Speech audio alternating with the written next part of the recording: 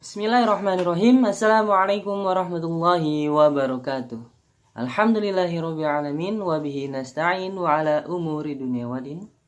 Wassalatu wassalamu ala asrafil anbiya'i wal mursalin wa ala alihi wa sahbihi ajmain. Amma ba'd.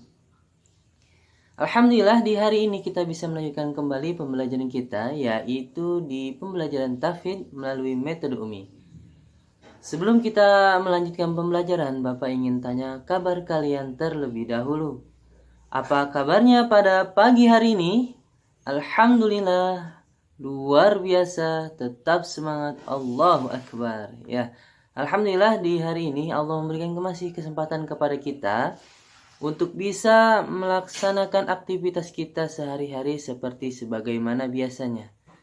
Dan untuk di pekan ini kita akan melanjutkan hafalan kita di surat Al-Lail di juz 30 menggunakan buku metode Umi ini. Karena itu kita langsung saja buka buku hafalan Umi kita.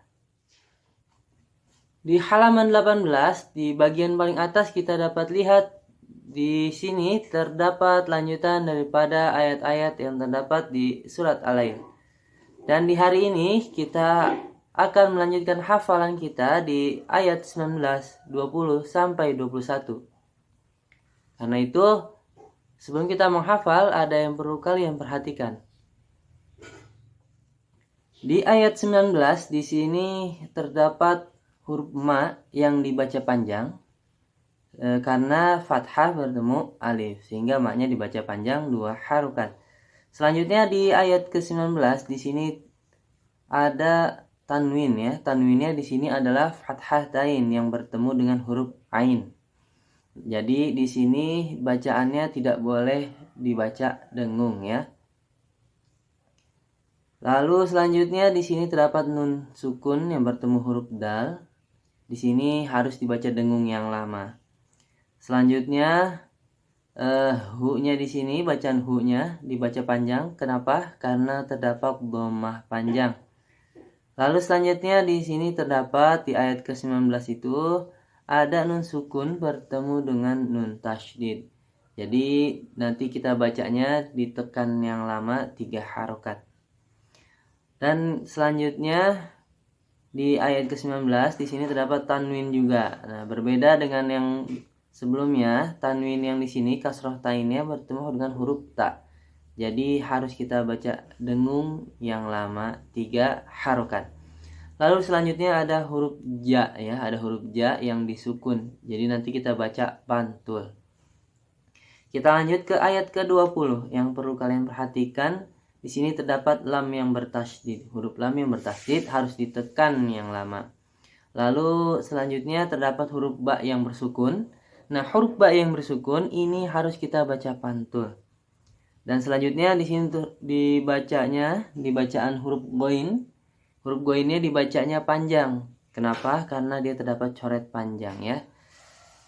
Selanjutnya yang perlu kalian perhatikan yaitu di huruf lam yang bersukun. Huruf lam yang bersukun ini harus kita tekan bacanya, namun jangan sampai terbaca pantul. Dan terakhir di ayat ke-21 di sini ada huruf waw yang bersukun. Nanti ketika membaca huruf waw yang bersukun ini harus bibirnya mencucu ya dan ditekan cara bacanya. Begitupun dengan huruf ra ya. Membaca huruf ra ini ditekan cara bacanya, namun tidak boleh berlebihan takrir atau getar ketika membaca huruf ra-nya. Baik, Bapak akan contohkan cara membaca di ayat ke-19, 20 dan 21 dengan menggunakan buku metode Umi ini, dan akan kita ulang setiap hafalan kita dari ketiga ayat tersebut sebanyak 30 kali. A'udzu billahi minasyaitonir rajim. Wa ma li ahadin indahu min ni'matin tujza illa ibtigha'a wajhi rabbihil a'la wala sawfa yarda. Seperti biasa, setelah kita selesai menghafal, kita langsung isi kolom coretannya sebanyak 1 kali. Untuk menandakan kita telah menghafal ayat tersebut sebanyak 1 kali. Bapak akan contohkan untuk yang kedua kalinya ya. Jadi kalian bisa kembali memperhatikan. Wa ma li ahadin indahu min ni'matin tujza illa batigha'a wajhi rabbihil a'la wala sawfa yarda. Langsung setelah itu kita langsung mengisi kolom coretan yang ada di samping untuk menandakan kita telah menghafal ayat tersebut sebanyak kedua kalinya ya. Bapak akan contohkan untuk yang ketiga kalinya.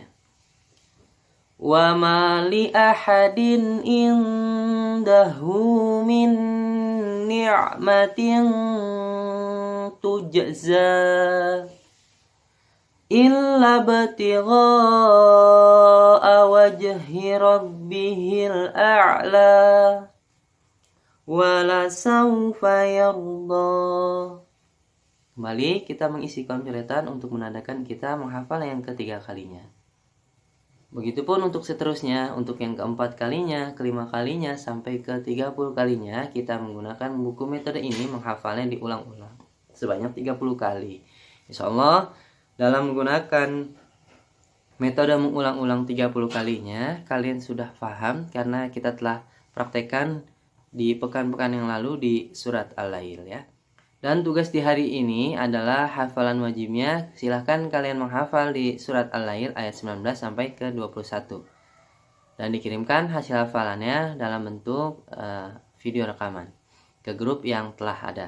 Selanjutnya untuk hafalan murojaahnya, silahkan kalian menghafal kembali surat Ad-Duha ayat 1 sampai 11 dan kirimkan hasil hafal murojaah kalian ke grup yang telah ada dalam format suara rekaman. Dan tugas hafalan pribadi, misalkan kalian memiliki hafalan di melebihi dari surat Al-Lail, misalkan Asyam dan seterusnya ya, boleh kalian kirimkan dalam bentuk format video rekaman juga. Namun untuk hafalan pribadi kalian kirimkan ke kontak Bapak saja. Dan informasi yang terakhir, untuk ulangan harian nanti surat yang akan diteskan adalah surat Ad-Duha ya, ayat 1 sampai 11. Jadi silahkan kalian mantapkan kembali hafalan, mutkinkan kembali hafalan di surat Ad-Duhanya. Dan untuk informasi penilaian PTS, surat yang akan diteskan atau diujikan yaitu sampai di surat Al-Lail. Jadi untuk PTS nanti surat yang akan diujikan adalah surat Al-Duha dan surat Al-Lail.